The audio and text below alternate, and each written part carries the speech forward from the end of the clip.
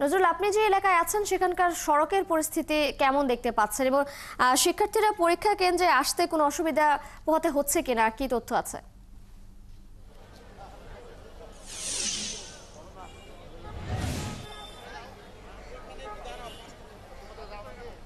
মার্জিয়া দেশা যেমনটি জানিয়েছিলেন, আজ থেকে কিন্তু শুরু হয়েছে সারা দেশ জুড়ে এইচএসসি উচ্চ মাধ্যমিক পরীক্ষা। প্রায় 12.5 লাখেরও বেশি শিক্ষার্থী এবারের পরীক্ষা অংশগ্রহণ করছে।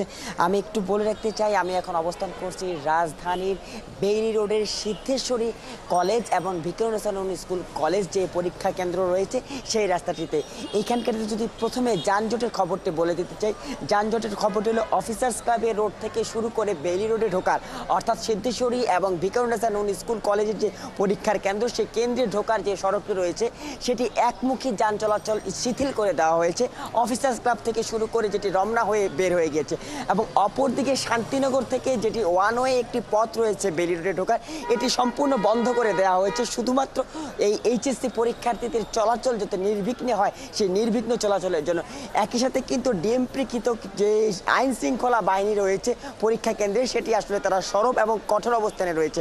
এবং পুলিশের পোশাকের পাশাপাশি সাদা পোশাকে কিন্তু গোয়েন্দা নজরদারি এবং বিশেষ যে নিরাপত্তা গোয়েন্দা সংস্থার যে সদস্যরা, তারাও কিন্তু এই কেন্দ্রের আশপাশে আসলে তারা তদারকি করছে যে কোনো ধরনের নাশকতা রুখে দিতে এবং কোনো ধরনের গুজব কিংবা পরীক্ষা সংশ্লিষ্ট যদি কোনো বিশৃঙ্খলা, সেই বিশৃঙ্খলা রুখে দিতে।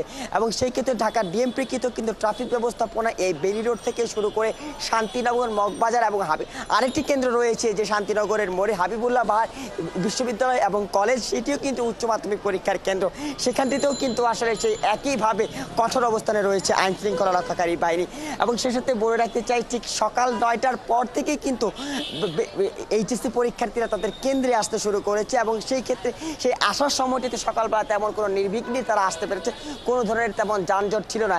একই সাথে বলে রাখতে চাই যে এই মুহূর্তে ঠিক ভিকারুননিসা স্কুল অ্যান্ড কলেজ এবং সিদ্ধেশ্বরী কলেজ যে বেইলি রোডে অবস্থান, সেখানে কিন্তু অনেকাংশে শিক্ষার্থীরা ইতিমধ্যে পরীক্ষার হলে তারা ঢুকে গিয়েছে এবং তাদের যে অভিভাবকরা রয়েছে তারা সেই অভিভাবকরা এই সড়কটিতে অবস্থান করছে।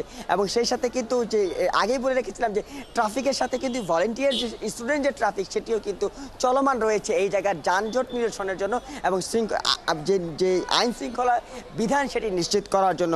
তো সব কিছু মিলিয়ে এই ছিল আমার কাছে রাজধানীর উচ্চ মাধ্যমিক পরীক্ষার কেন্দ্রের সর্বশেষ তথ্য। মার্জিয়া তিশা। নজরুল, ধন্যবাদ আপনাকে। দর্শক, রাজধানীর Viqarunnisa Noon school and college থেকে এইচএসসি পরীক্ষার খবরাখবর নিয়ে যুক্ত ছিলেন আমাদের সহকর্মী নজরুল ইসলাম।